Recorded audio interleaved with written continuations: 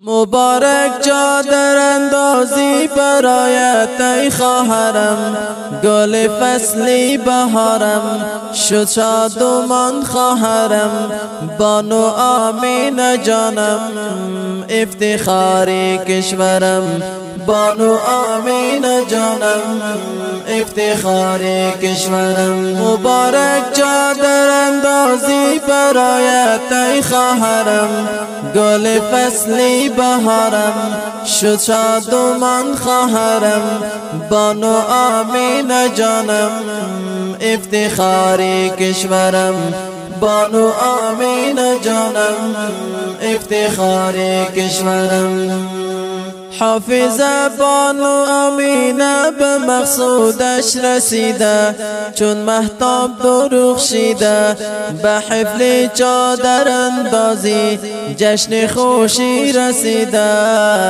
لطف منان وزیده جشن خوشی رسیده، لطف منان وزیده. حافظه بانو آمینه به مقصودش رسیده، چون مهتاب درخشیده به حفل چادر اندازی جشن خوشی رسیده. لطف منان وزیده جشن خوشی رسیده، لطف منان وزیده. مبارک چادر اندازی برایت ای خواهرم، گل فصلی بهارم شد شادمان خواهرم. بانو آمین جانم افتخاری کشورم، بانو آمین جانم افتخاری کشورم. عجیب جشن خوشی برپا شده ای عزیزان، منور محفلشان محبت شد گل افشان. همه خویش و اقربان لب خندان شادمان، همه خویش و اقربان لب خندان شادمان، لب خندان شادمان. مبارک چادر اندازی برایت ای خواهرم، گل فصلی بهارم شد شادمان خواهرم.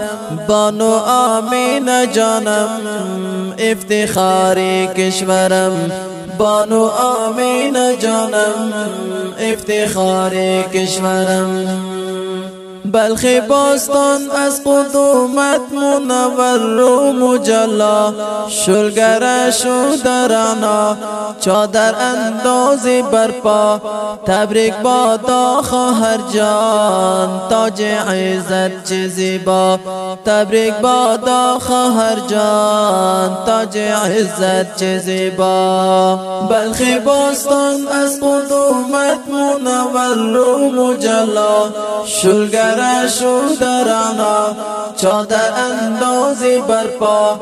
تبریک بادا خواهر جان تاج عزت چه زیبا، تبریک بادا خواهر جان تاج عزت چه زیبا. مبارک چادر اندازی برایت ای خواهرم، گل فصلی بهارم شد شادمان خواهرم.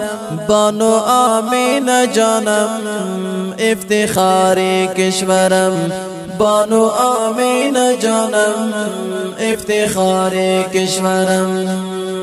پدر جانت سید امیر امروز شده او بخندان، فرمایش داد امیر محمد جان بماند این یادگار.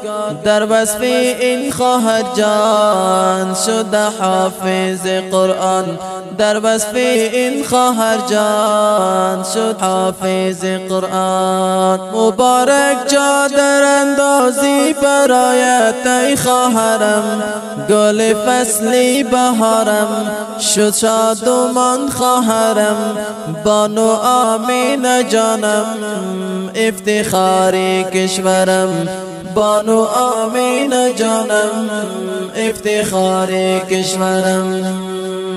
شاعر طلحه شلگری تبریک گفته فیروان، حافظ آمینه جان محفلت شد چراغان، گلها به گردن ریزان آورده یار و دوستان، گلها به گردن ریزان آورده یار و دوستان، گلها به گردن ریزان آورده یار و دوستان.